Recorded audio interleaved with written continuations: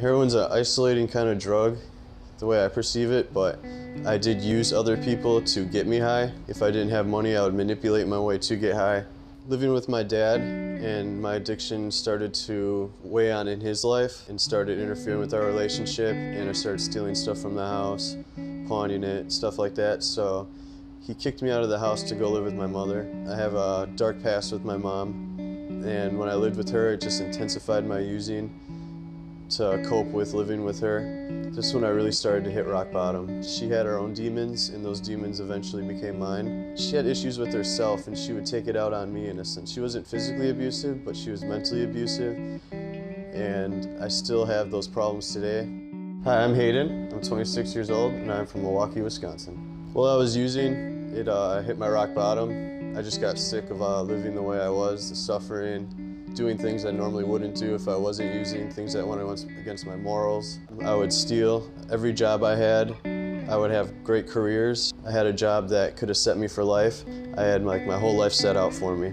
I would leave work in the middle of the day for an hour, 2 hours at a time, come back all f***ed up. Everybody eventually caught on to my using, so I kept having to jump from place to place. My addiction would catch up to me. I would always start doing shady things. I would start stealing from work, and that's just something I would have never done. But when I'm using, you just do anything you need to do to get high, no matter what it is. I was sick of living that way, and it hurt so much, so I just finally asked for help. I had a friend who came down here to the course center, and he says, hey, I know a really good place you can go and get help. You know, you just gotta be willing to go to Florida. I had nothing left going for me at home. I was basically homeless. It was freezing cold out.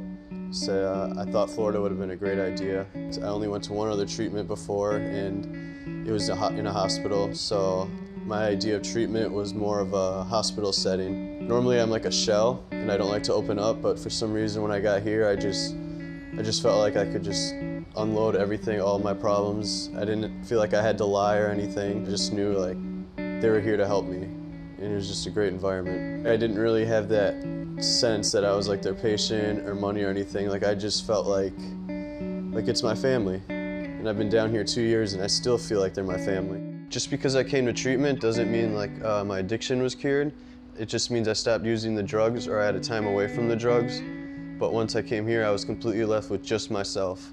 And I hated myself, and everything I started to do in the past, all the emotions just started to arise.